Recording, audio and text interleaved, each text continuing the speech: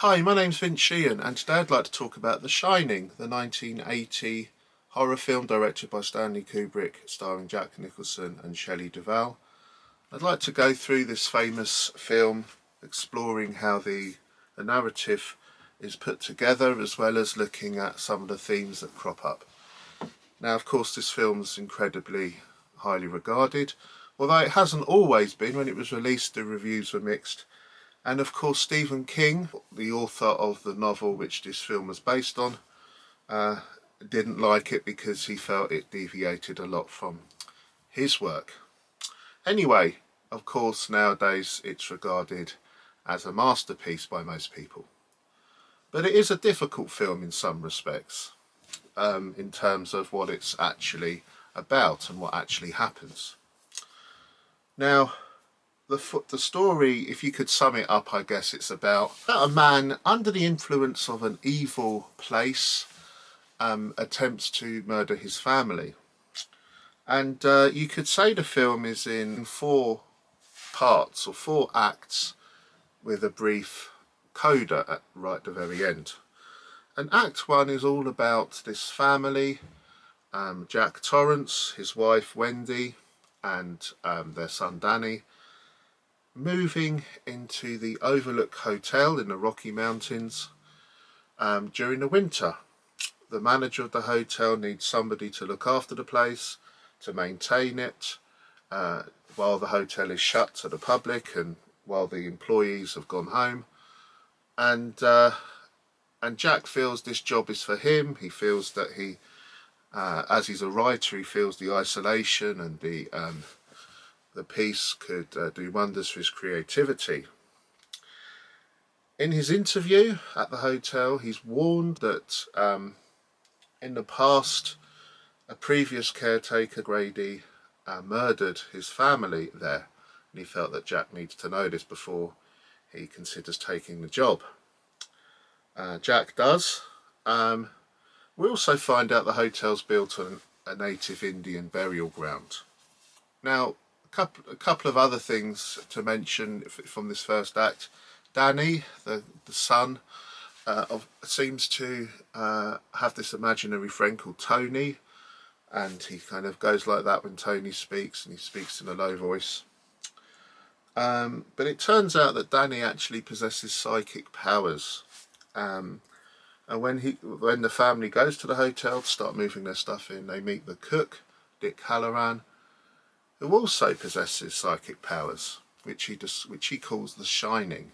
This psychic power he describes as the Shining, and he recognises that Danny has it as well. But Danny seems to be receiving some premonitions about this hotel, some very dark visions concerning a pair of twin girls, also this blood cascading out of a lift shaft. So Act 1 sets us up really, with this family moving into this hotel. The second act is all about the mind of Jack unravelling. It's a month later. Wendy, the wife, is clearly getting lonely. She radios the local police station for a bit of company. And Jack is trying to get his work done, but he seems to be suffering some kind of writer's block, and he's getting rather abusive to Wendy, verbally abusive anyway. He claims she keeps interrupting him, and you notice Jack's getting more and more stressed, more and more tired. You sense that he's beginning to lose it. In the meantime, Danny is cycling around the hotel, exploring it on his tricycle, and he experiences some terrifying visions of those twins again, but with their mutilated bodies. And also he seems to be preoccupied with one of the rooms, 237, which he's already mentioned to the cook, Dick, in Act 1, saying, "Oh, what happened there? Something bad happened there, didn't it?" There's also a maze outside which Danny and his mum explore. At the end of Act 2, Jack is with his son Danny and they're sitting on the bed, and Jack looks like there's nothing there. Danny suspects that him and his mum might be in danger, but Jack reassures him that's not the case. He loves him, but he sensed that his eyes are saying another story. Act 3 begins with a jolt. Jack has been asleep at his desk and you hear him cry out, and he's had the worst nightmare. Wendy comes to console him. He's dreamt that he's killed his family. But then Danny comes in with bruises around his neck, and Wendy assumes Jack is responsible. Jack, it seems, has a bit of a history involving drink and being violent towards his son. After these accusations, Jack goes into the bar, or the ballroom of this hotel, and he meets Lloyd there, the barman, and he has a conversation with him and he drinks. Then Jack investigates room 237 and he sees this beautiful woman in the bath who comes to embrace him, but then turns into this rotting and haggard, decrepit witch. Jack seems to be losing his marbles here. Are these apparitions figments of his imagination, or are they a real presence in the hotel? Jack, a bit later on, returns to the ballroom, which is full this time, and he meets Delbert Grady, who, remember, is the caretaker from who killed his family. And Delbert Grady tells Jack that he must correct his family. And then in the meantime, Tony keeps coming back to Danny, and Wendy reads through Jack's work on his desk, and it's just page after page of all work and no play makes Jack a dull boy.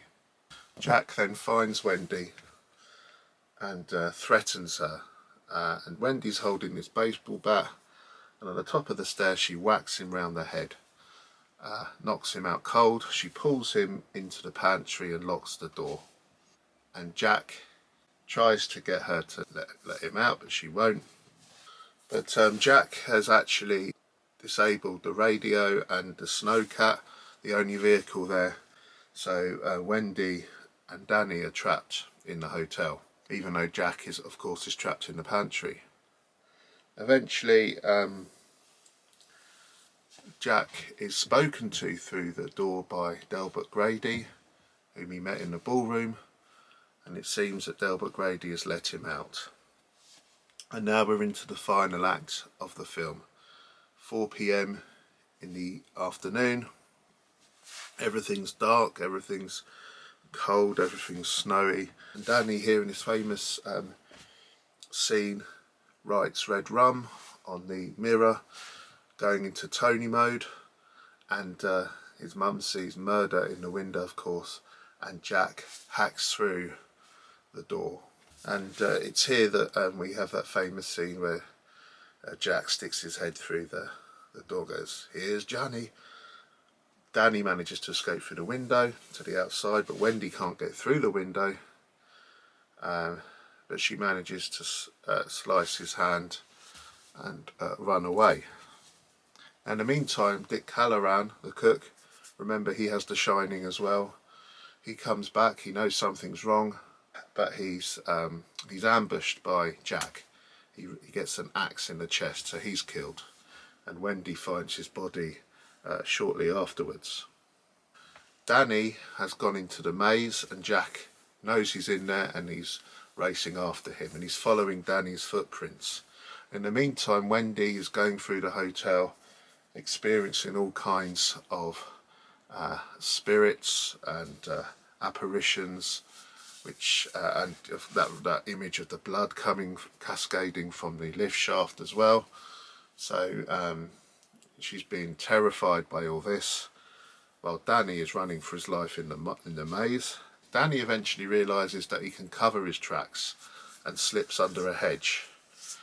and escapes from the maze. In the meantime, Jack is well and truly lost in the maze, and he's frozen to death in the maze.